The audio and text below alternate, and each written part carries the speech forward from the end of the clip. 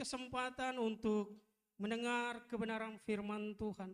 Saya percaya kita merasakan kuasa Tuhan yang dahsyat, hadirat Tuhan yang luar biasa dalam pujian penyembahan tadi. Dan saya percaya firman Tuhan menguatkan kita di hari ini. Mari kita buka Alkitab kita, Bapak Ibu Saudara yang dikasihi oleh Tuhan Yesus. Dalam Matius pada pasal yang ke-6, ayat 25 sampai ayat yang ke-34.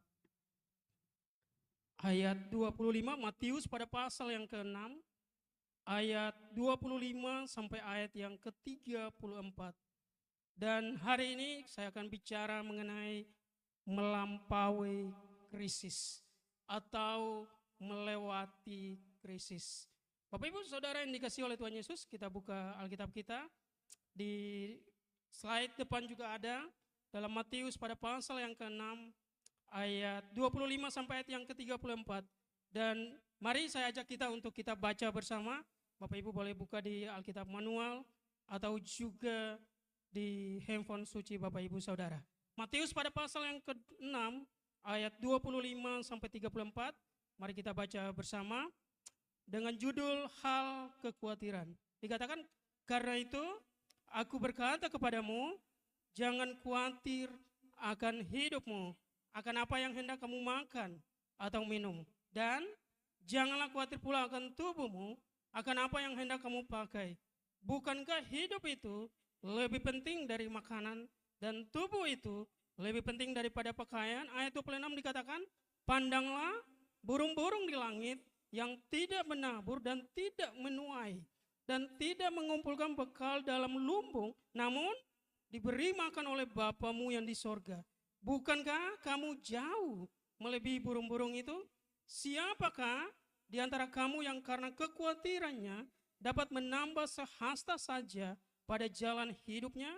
Dan mengapa kamu khawatir akan pakaian? Perhatikanlah bunga bakung di ladang yang tumbuh tanpa bekerja dan tanpa memintal. Namun aku berkata kepadamu, Salomo dalam segala kemegahannya pun tidak berpakaian seindah salah satu dari bunga itu.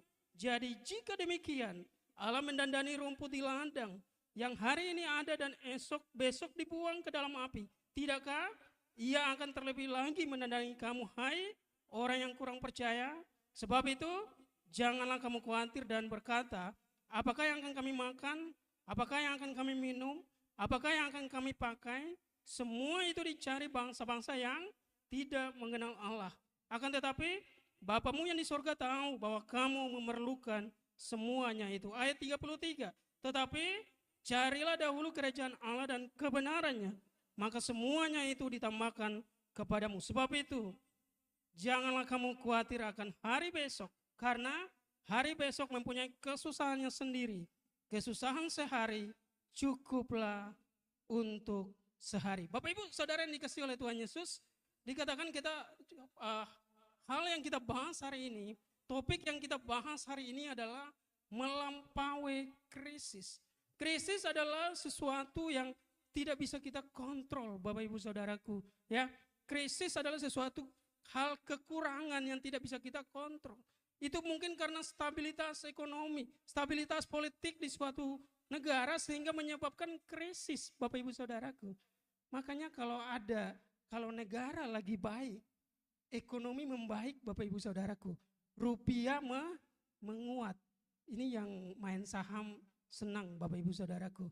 Ya, tetapi kalau keadaan negara kita, keadaan politik kita nggak stabil, ya ekonomi kita menurun, Bapak Ibu Saudaraku.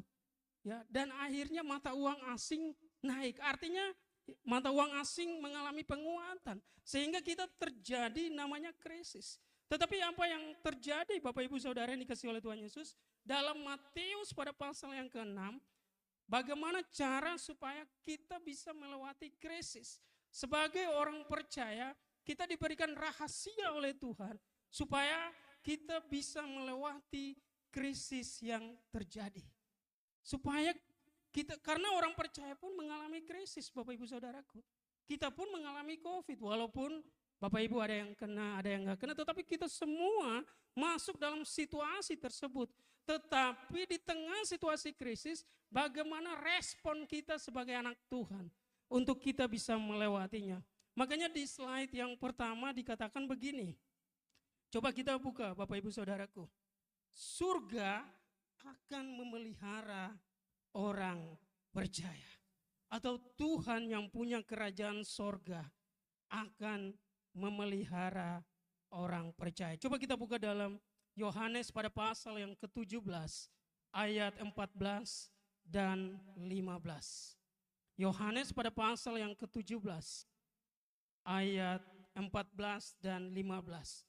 Di sini dikatakan, aku telah memberikan firman-Mu kepada mereka dan dunia membenci mereka. Karena mereka bukan dari dunia, sama seperti aku bukan dari dunia. Ayat 15 dikatakan, aku tidak meminta supaya engkau mengambil mereka dari dunia, tetapi supaya engkau melindungi mereka daripada yang jahat. Coba kita kembali ke ayat yang ke-14, dikatakan, ya bagian yang terakhir dikatakan, karena mereka bukan dari dunia. Bapak Ibu Saudara yang dikasihi oleh Tuhan Yesus, artinya di sini bahwa orang percaya, walaupun kita berada di dunia, walaupun saat ini kita bermukim di dunia, kita tinggal di dunia, tetapi kewarganegaraan kita selain warga negara Indonesia, di negara kita ada, tetapi kita juga adalah warga negara sorga, Bapak Ibu Saudaraku. Amin.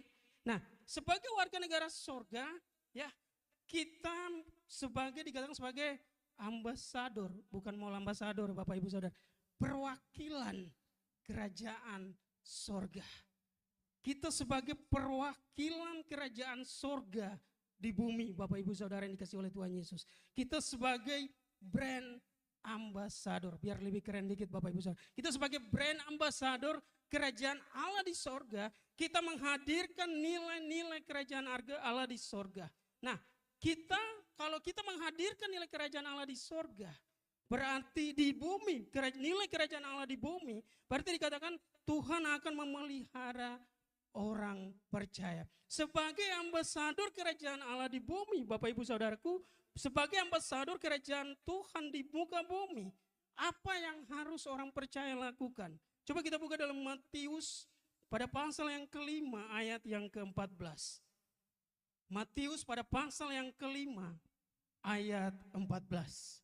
Dikatakan begini, Matius pada pasal yang kelima ayat 14, kamu adalah terang dunia, kota yang terletak di atas gunung, tidak mungkin tersembunyi. Jadi sebagai brand, ya kita sebagai ambasador kerajaan Allah di muka bumi, yang pertama yang harus kita lakukan, kita memiliki terang Bapak Ibu Saudara. Kita harus menerangi di mana kita ada. Makanya firman Tuhan dikatakan sebagai terang bagi jalanku. Kalau terang mungkin cuma sampai 1 meter depan Bapak Ibu Saudaraku. Nah ketika firman Tuhan sudah menerangi jalan kita, dan kemudian kita sudah menjadi terang karena kita adalah ambasador kerajaan Allah di bumi, kemudian kita menerangi sekitar kita. Kita menerangi lingkungan sekitar kita. Apa yang terjadi kalau kita nggak menjadi terang Bapak Ibu Saudaraku? Apa yang terjadi? Karena biasanya orang percaya yang rajin gereja itu ketahuan Bapak Ibu Saudaraku. Ya, makanya kalau orang percaya hari Minggu ke gereja, ya jangan lawan arah Bapak Ibu Saudara yang dikasih oleh Tuhan Yesus. Kan ketahuan, apalagi kalau minggu pertama di tiap bulan kan kita pakai baju putih ya. Biasanya walaupun kita nggak janji, kita tahu Bapak Ibu Saudaraku kita pakai baju putih. Nah ketahuan orang pulang gereja. Kita sebagai brand ambasador kerajaan Allah, ambasador perwakilan kerajaan Allah di muka bumi. Kita harus menjadi terang di mana kita ada. Dan kalau kita nggak menjadi terang, Bapak Ibu Saudaraku, kita nggak menjadi teladan bagi banyak orang. Kita menjadi batu sandungan bagi banyak orang. Makanya sebagai yang pertama kita adalah ambasador kerajaan Allah di muka bumi. Kita harus menjadi terang kita. Apa yang nilai-nilai kegelapan kita, nilai-nilai ya sisi gelap kita Bapak Ibu Saudaraku. Firman Tuhan menerangi semuanya supaya kita menjadi terang dimanapun kita berada. Amin. Mau jadi terang Bapak Ibu Saudaraku. Jangan kita kalah sama PLN Bapak Ibu Saudaraku. Kalau PLN 24 jam ya nyala terus. Kita juga harus terus menyala. Amin.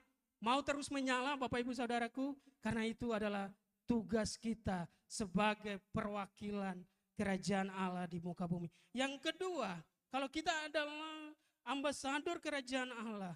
Dalam Galatia pada pasal yang kelima, ayat 22 sampai 23. Galatia pada pasal yang kelima, ayat 22 dan ayat yang ke-23. Dikatakan, tetapi buah roh ialah kasih, sukacita, damai sejahtera, kesabaran, kemurahan, kebaikan, kesetiaan. Kemudian dikatakan kelemah lembutan, penguasaan diri. Bapak Ibu Saudara yang dikasihi oleh Tuhan Yesus. Jadi kalau kita adalah ambasador kerajaan Allah di muka bumi, kewarganegaraan kita adalah selain warga negara Indonesia, kita adalah warga negara kerajaan Allah. Maka yang pertama kita jadi terang, ya, kita jadi terang bagi diri kita, terang bagi banyak orang, dan kemudian yang kedua kita melakukan buah roh, Bapak Ibu Saudaraku. Buah roh ada 1, rasanya 9. Jadi kita nggak bisa opsional Bapak Ibu Saudaraku. Saya cuma pilih kesabaran Pak. Saya hanya pilih kebaikan Pak. Saya hanya kesetiaan. Nggak bisa Bapak Ibu Saudaraku. Karena buah roh itu 1. Bapak Ibu kalau 2 berarti buah-buah roh. Tulisannya di atas Bapak Ibu Saudaraku. Saya juga lumayan lulus bahasa Indonesia juga. Jadi kalau buah roh berarti 1. Tetapi rasanya 9. Itu kita sebagai warga negara kerajaan sorga.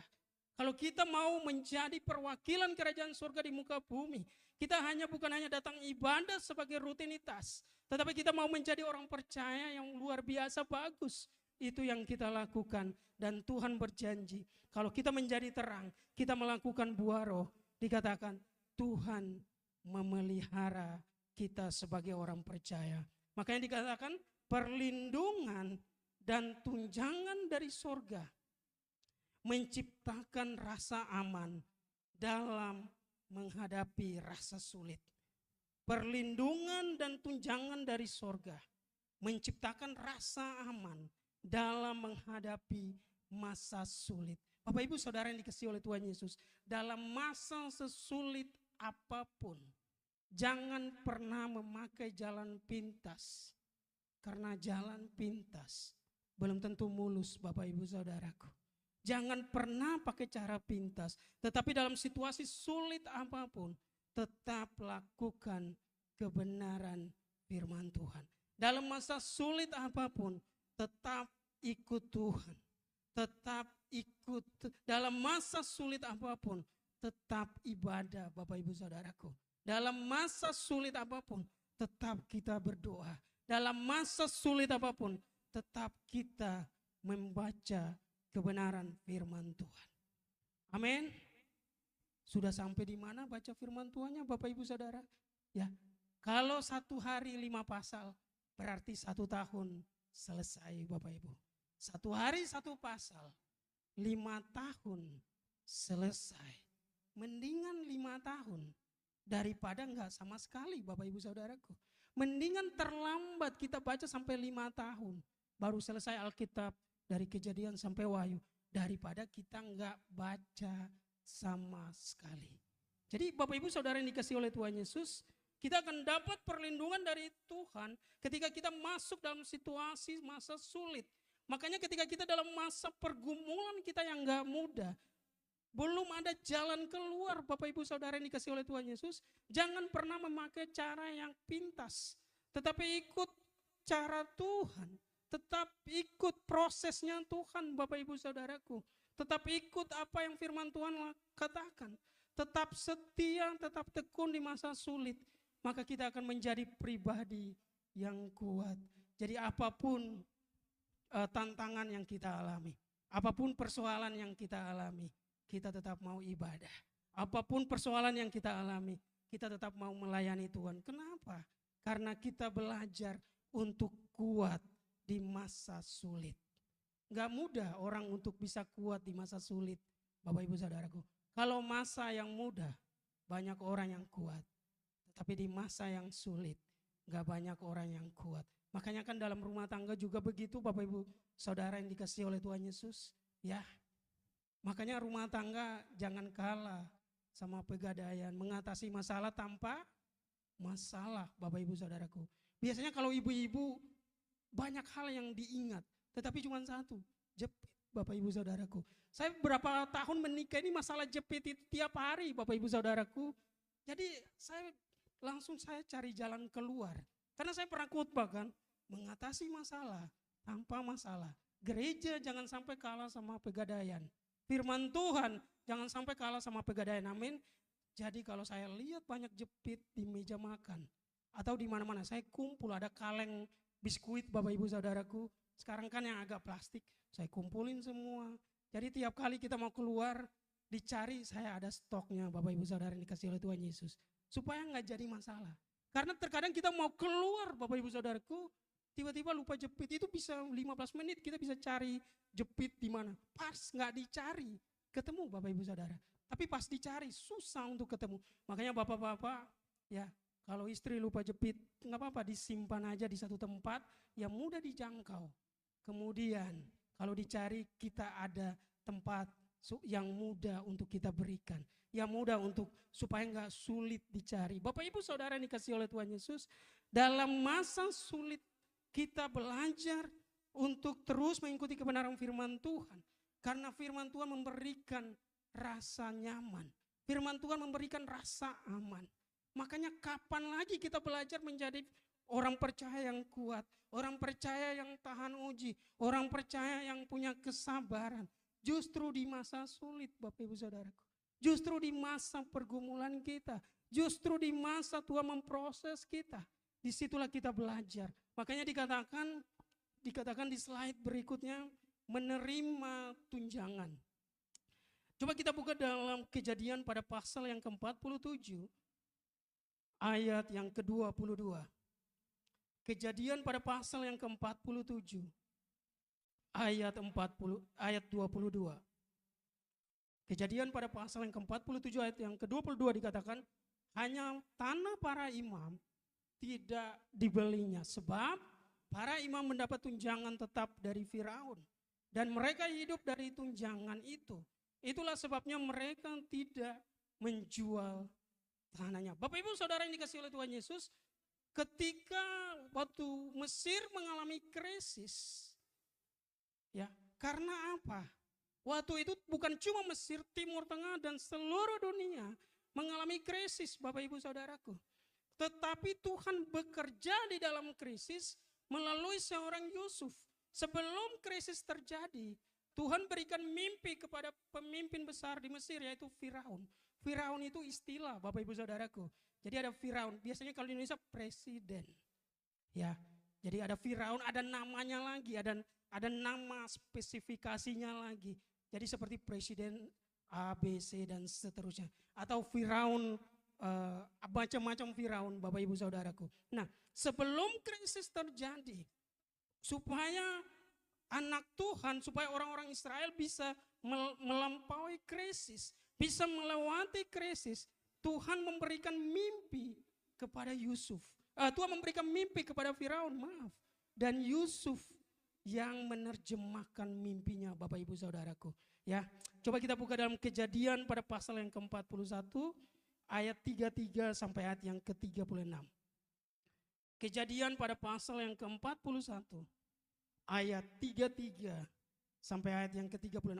Dikatakan, oleh sebab itu baiklah tuanku Firaun mencari seorang yang berakal budi dan bijaksana dan mengangkatnya menjadi kuasa atas Mesir. Baiklah juga tuanku Firaun berbuat begini, yakni menempatkan penilik-penilik atas negeri ini, dan dalam 7 tahun kelimpahan ia memungut 1/5 dari hasil tanah Mesir. Coba kita sampai di ayat yang ke-34. Jadi Bapak Ibu Saudaraku, ketika Firaun mengalami mimpi dan ketika diterjemahkan atau artinya dibuat keluar, ya, artinya disampaikan oleh Yusuf. Dan kemudian Firaun mencari orang supaya dia bisa, ya, atas petunjuk dari Yusuf, Firaun akan mencari seorang pemimpin supaya dia bisa mengatasi masa krisis, supaya bisa mengatasi masa kekurangan, Bapak Ibu Saudaraku.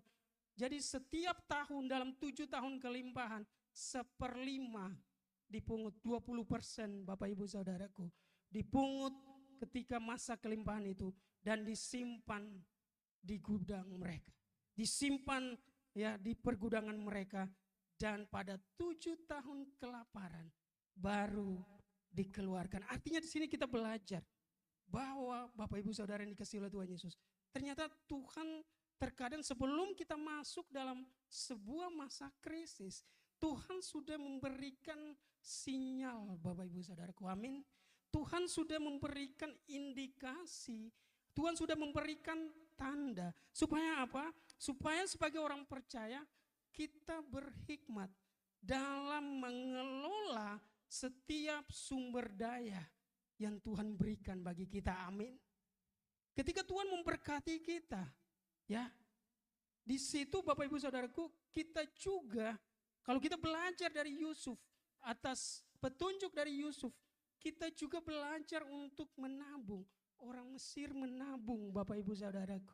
Dan ketika masa kekurangan, justru tabungan mereka dipakai untuk mengatasi masa kekurangan. Saya percaya orang percaya sebagai warga negara kerajaan sorga gak boleh kalah sama orang-orang Firaun, amin.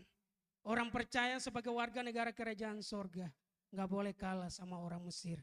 Orang Mesir atas petunjuk hikmat dari Yusuf, mereka bisa melewati krisis. Orang Mesir bisa melampaui krisis dari hasil menabung mereka. Bapak Ibu Saudara yang dikasihi oleh Tuhan Yesus, ini sepertinya kelihatan mudah, tetapi kita sebagai orang percaya yang diberikan hikmat oleh Tuhan, kita belajar untuk menabung Bapak Ibu Saudaraku.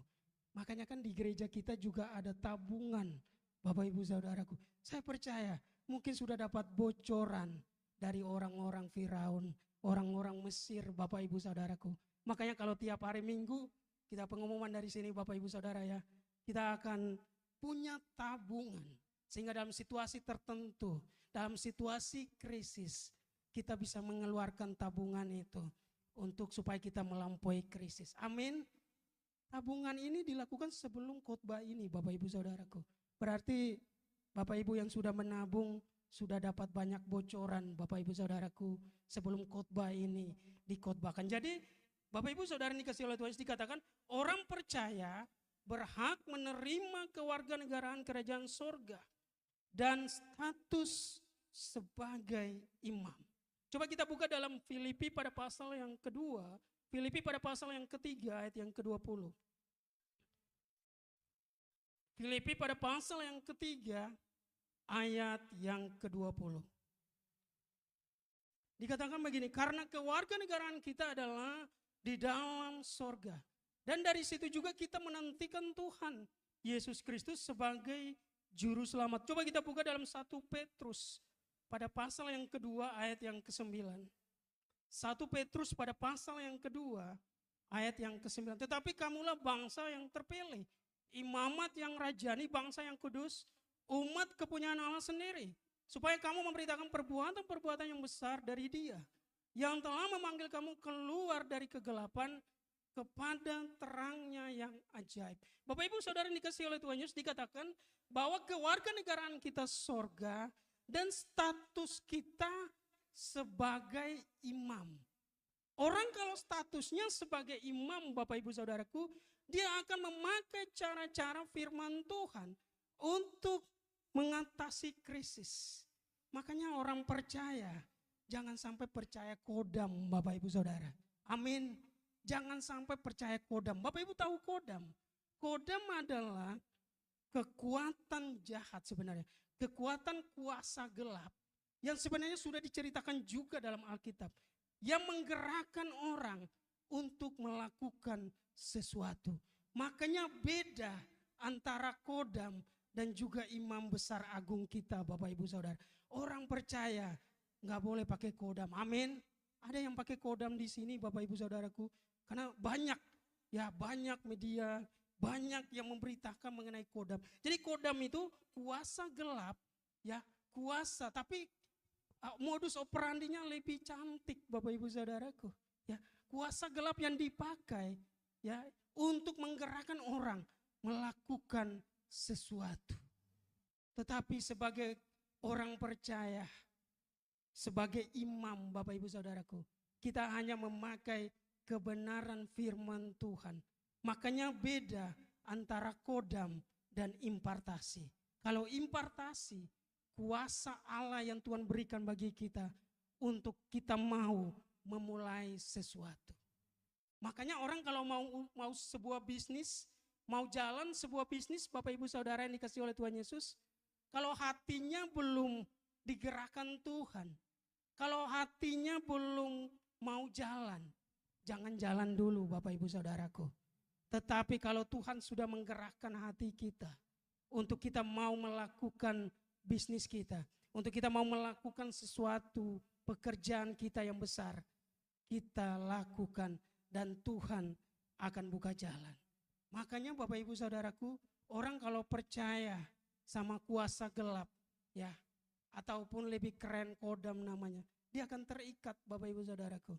Kalau dia nggak berani melepaskan, dia akan terikat. Tetapi kalau orang percaya yang sebagai statusnya sebagai imam, mau melakukan sesuatu karena dorongan dari Tuhan, itu akan membuat dia berhasil dalam segala sesuatu. Amin. Tuhan menggerakkan Yusuf sehingga dia berhasil atas usulannya. Mesir berhasil melewati krisis. Saya percaya Bapak Ibu Saudara yang kasih oleh Tuhan Yesus, mari sebagai orang percaya punya kepekaan pribadi, punya insting rohani Bapak Ibu Saudaraku. Ya, insting rohani didapat, kepekaan rohani didapat ketika kita baca firman Tuhan. Bapak Ibu Saudara tahu, para hamba Tuhan pun kalau ketika berkhotbah nggak baca firman Tuhan, nggak bisa Bapak Ibu Saudaraku. Terkadang khotbah yang kita sampaikan hari ini, ternyata kita sudah membaca firman Tuhan itu beberapa waktu lamanya. Dan ketika kita berkhotbah ini seperti sebuah konfirmasi bagi kita bahwa ternyata firman Tuhan yang kita dengarkan, firman Tuhan yang kita bacakan, itu juga menjadi firman Tuhan yang kita khotbahkan. Makanya Bapak Ibu Saudaraku, firman Tuhan yang Bapak Ibu bacakan itu akan menjadi kegerakan bagi Bapak Ibu Saudara untuk mau melakukan sesuatu. Ada dorongan dari diri kita, dari Roh Kudus untuk kita mau melakukan usaha kita, mau melakukan bisnis kita. Terkadang kan orang butuh namanya kairos Tuhan. Tetapi kalau kairos Tuhan bisa terjadi kalau kita hidup dekat dengan Tuhan, kalau kita baca kebenaran firman Tuhan. Makanya resolusi tahun ini walaupun sudah Februari Bapak Ibu Saudaraku, baca firman Tuhan supaya impartasi kuasa Tuhan terjadi dalam kehidupan kita orang percaya. Dikatakan untuk menerima tunjangan, dikatakan harus setia pada panggilan, tanggung jawab dan firman Allah. Dikatakan harus setia pada panggilan, tanggung jawab dan firman Allah. Coba kita buka lagi Bapak Ibu Saudara, Lukas pada pasal yang ke-16 ayat yang ke-10. Lukas pada pasal yang ke-16 ayat yang ke-10 dikatakan begini. Lukas pada pasal yang ke-16 ayat yang ke-10, barang siapa setia dalam perkara-perkara kecil, ia juga setia dalam perkara-perkara besar.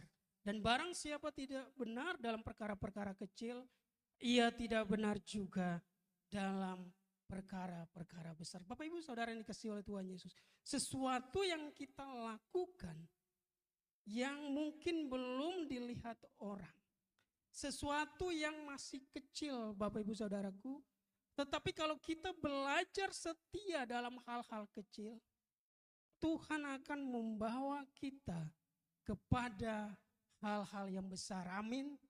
Kalau kita setia dalam perkara yang kecil, terkadang orang gak mau setia Bapak Ibu Saudaraku dalam perkara-perkara yang kecil. Pak, saya maunya yang besar aja Pak. Saya maunya langsung yang besar. Saya maunya langsung jago nyanyi. Saya maunya langsung jago khotbah. Saya pokoknya maunya yang instan Bapak Ibu Saudaraku. Nggak ada yang instan Bapak Ibu.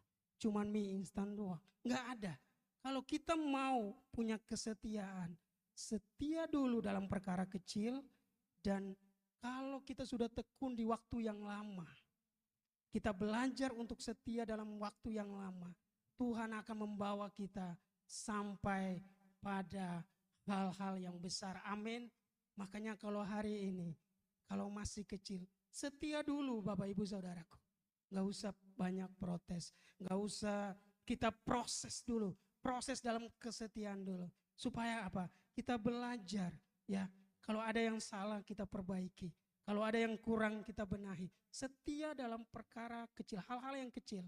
Dan Tuhan akan membawa kita pada hal-hal yang besar. Jadi yang pertama tadi, menerima tunjangan untuk melampaui krisis. Dan yang kedua, kita punya kacamata sorga. Kita punya cara pandang atau kacamata sorga. Seperti yang kita baca dalam Matius pada pasal yang ke-6, ayat 25 sampai ayat yang ke-34, dikatakan begini. Dalam slide berikutnya, hidup secara ilahi, bukan manusiawi. Jadi Bapak Ibu Saudara yang dikasihi oleh Tuhan Yesus, kita sebagai orang percaya yang tinggal di bumi, yang tinggal di kota di mana kita ada, walaupun kita hidup ya bersama banyak orang, kita hidup dalam nilai-nilai manusiawi, nilai-nilai kedagingan Bapak Ibu Saudaraku. Tetapi sebagai orang percaya kita hidup secara ilahi. Makanya supaya kita nggak hidup secara kedagingan Bapak Ibu Saudaraku, belajar untuk menekan ego kita. Karena biasanya ego manusia, ego kita sebagai manusia, itu ego yang Bapak Ibu Saudaraku menuju nilai-nilai kedagingan. Makanya belajar kita bertindak hati-hati. Ya, belajar untuk mengatasi ego kita. Pikirkan resiko supaya kita bisa bertindak hati-hati. Makanya apa yang menjadi ego kita hari ini? Kedagingan, ego yang bersifat kedagingan. Bapak Ibu, ada ego juga yang baik, yaitu belajar Bapak Ibu Saudara. Ada ego yang baik, yaitu rajin. Kalau Bapak Ibu baca buku psikologi, ada ego yang baik. Tetapi ego yang dimaksudkan di sini adalah ego yang bersifat duniawi. Pikirkan resiko dari setiap ego kita. Maka kita akan bertindak hati-hati supaya terang itu tetap bercahaya Bapak Ibu Saudara. Supaya kita tetap melakukan buah roh dalam kehidupan kita. Dikatakan begini, kalau kita mengalami krisis, kita pakai kacamata sorga. Makanya orang percaya digambarkan bahwa kita terkadang kalau kita khawatir, kita kalah sama burung yang terbang di udara Bapak Ibu Saudara. Burung di udara maksudnya begini, burung tidak menabur, burung tidak menuai, burung tidak punya investasi Bapak Ibu Saudaraku. Burung gak punya tabungan, tetapi ketika mereka bisa makan dalam sehari, kemudian sore hari mereka naik ke atas pohon, mereka akan seperti bergembira Bapak Ibu Saudaraku, memuji Tuhan. Seperti mereka sangat bersuka cita bersama burung yang lain. Bapak Ibu Saudara yang dikasihi oleh Tuhan Yesus, kalau kita mau melewati krisis, pakai kacamata surgawi, kita punya kelebihan dari burung. Kita bisa menabur, kita bisa menuai, kita bisa investasi, kita bisa melakukan banyak hal yang burung gak bisa lakukan. Makanya kalau firman Tuhan, bandingkan orang yang khawatir dengan burung, artinya kekhawatirannya sudah lampu merah Bapak Ibu Saudaraku. Kekhawatirannya sudah sampai di ambang batas yang tinggi. Dikatakan kekhawatiran muncul dari cara memandang dan memperhatikan. Dikatakan di ayat yang ke-26, Matius pada pasal yang ke-6, ayat 26-28 dikatakan, ya, pandanglah burung-burung seperti yang saya jelaskan kepada Bapak Ibu. Ayat 28 dikatakan, dan mengapa kamu khawatir akan pakaian? Perhatikanlah bunga bakung di ladang yang tumbuh tanpa bekerja dan tanpa meminta. Tapi Bapak Ibu Saudara yang dikasihi oleh Tuhan Yesus, ingat baik bahwa memang burung tidak menabur, burung tidak menuai, burung tidak investasi, burung tidak menabung. Tetapi apa yang mereka lakukan? Tuhan memberikan mereka kekuatan untuk mereka mencari, Bapak Ibu Saudara. Tuhan memberikan burung kekuatan. Makanya burung gak diam di tempat. Kalau dia mau makan, dia harus pergi keluar. Dia harus terbang ke tempat yang ada makanan. Bapak Ibu Saudara yang dikasih oleh Tuhan Yesus. Dia gak diam di tempat. Tapi kalau dia mau makan, dia mau punya makanan, dia makan di tempat yang ada makanan. Dan kemudian matahari terbenam, mereka berkicau bersama. Ini menjadi satu pelajaran rohani bagi kita orang percaya. Kalau kita masih khawatir, Bapak Ibu Saudara, belajar dari burung. Artinya ketika dalam sehari kita sudah, Tuhan memberkati kita dalam hari itu. Berkat yang dimaksudkan di sini makanan, pakaian, minuman. Itu Bapak Ibu Saudara, itu yang dikhawatirkan oleh banyak orang. Nah, ketika kita sudah sampai, kita sudah punya makanan, kita sudah punya pakaian, kita sudah punya minuman. Artinya di sore hari, ketika kita sudah selesai makan malam, berarti malam hari Bapak Ibu Saudara, kita harus memuji Tuhan. Kita harus bersyukur kepada Tuhan. Kalau kita nggak bersyukur kepada Tuhan, kita kalah sama burung. Yang setelah mereka dapat makan dalam sehari, mereka bersyukur kepada Tuhan melalui setiap kicauan mereka. Jadi Bapak Ibu Saudaraku, dikatakan kacamata duniawi menuntun untuk melakukan kejahatan. Artinya ketika dalam masa krisis, terkadang kalau kita punya cara pandang duniawi, kita akan pakai cara-cara yang pintas. Kalau kita nggak punya sesuatu, ya kita bisa mengambil milik orang lain. Kita bisa menipu orang lain, Bapak Ibu Saudaraku. Kita pakai cara-cara duniawi. Kita bisa menormalisasi setiap kejahatan supaya kita bisa melewati krisis. Tetapi itu adalah cara pandang duniawi. Dan cara pandang duniawi yang bagian B atau kedua, kacamata manusiawi mewajarkan ketakutan atau kekhawatiran. Dengar baik, kacamata manusiawi mewajarkan ketakutan atau kekhawatiran. Terkadang kalau kita baca berita, Bapak Ibu Saudaraku, ya, terkadang kalau kita mengikuti informasi yang begitu cepat, Bapak Ibu Saudara yang kasih oleh Tuhan, terkadang banyak informasi yang hanya menyebarkan ketakutan. Hanya menyebarkan ketakutan. Makanya supaya ada balancing antara informasi, kita harus punya informasi ilahi, yaitu firman Tuhan, Bapak Ibu Saudaraku. Supaya kita nggak larut dalam ketakutan, supaya kita nggak larut dalam kekhawatiran. Makanya kan banyak orang yang anxiety, Bapak Ibu Saudara. Kenapa? Orang anxiety gini, terlalu takut berlebihan. Ya, kekhawatiran berlebihan. Bulan depan makan apa ya? Bapak Ibu Saudara, hari itu belum selesai. Dia belajar, dia sudah memikirkan bulan depan. Kekhawatiran di sini maksudnya Bapak Ibu Saudara, boleh kita punya planning, itu bagus. Boleh kita punya rencana, tetapi jangan sampai kekhawatiran itu muncul di hari-hari kita. Kita melewati hari-hari kita dengan kekhawatiran dan kekhawatiran. Tapi firman Tuhan menegur kita supaya kita bisa melewati hari kita menaklukkan kekhawatiran. Amin. Tuhan memberikan kita kekuatan untuk kita bisa beraktivitas, supaya kita bisa melampaui setiap krisis. Makanya supaya kita bisa mensejajarkan berita duniawi, kita harus punya berita surgawi, Bapak Ibu Saudara, yaitu firman Tuhan. Makanya kalau kita cuma dengar ketakutan, karena dunia mewajarkan itu. Dunia mewajarkan ketakutan dan kekhawatiran. Kalau kita hanya baca itu terus, kita khawatir. Dan kita bisa anxiety, Bapak Ibu Saudara. Kita nggak bisa melangkah maju karena kita stuck di tempat. Tetapi justru firman Tuhan menegur kita. Firman Tuhan membuat kita bukan hanya kita diam di tempat, tetapi kita seperti burung yang berani keluar untuk mencari, yang berani keluar untuk beraktivitas. Soal berkat, Tuhan yang atur, Bapak Ibu Saudaraku. Makanya dikatakan kacamata kerajaan sorga mewajibkan untuk hidup atau bersikap seperti Tuhan Yesus.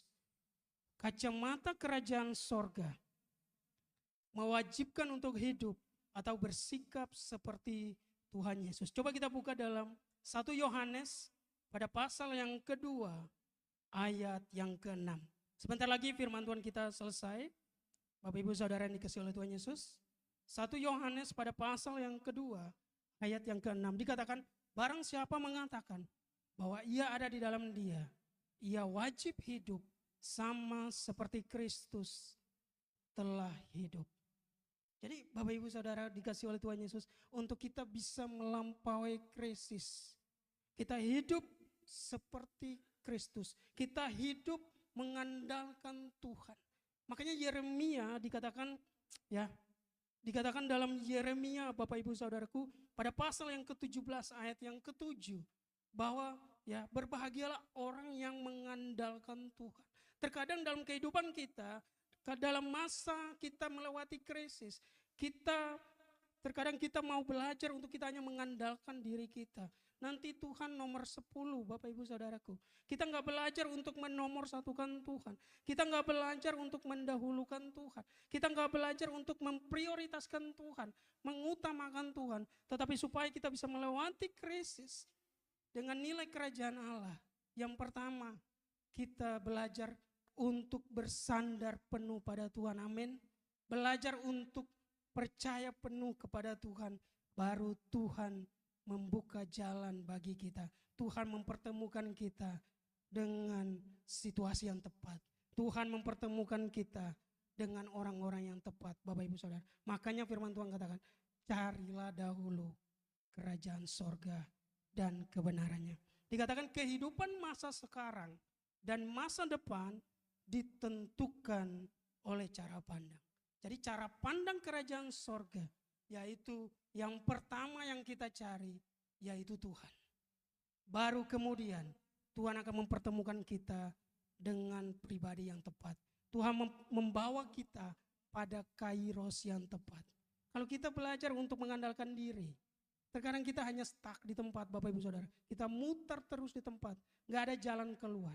Tetapi kalau kita sudah berada di situasi itu, ingat baik, Tuhan sedang mau supaya kita mengandalkan Dia.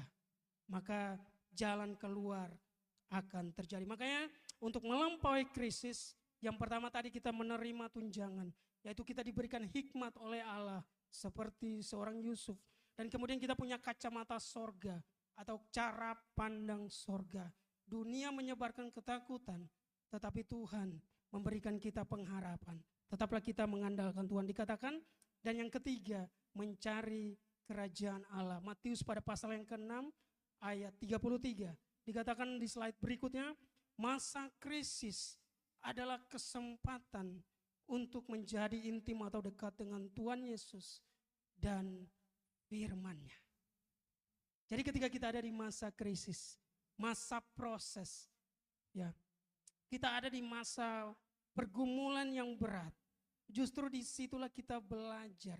Kalau orang zaman dulu, Pentakosta zaman dulu dikatakan belajar tikam lutut. Bukan maksudnya lututnya ditikam-tikam, Bapak Ibu. Belajar untuk berdoa sambil berlutut, Bapak Ibu Saudaraku.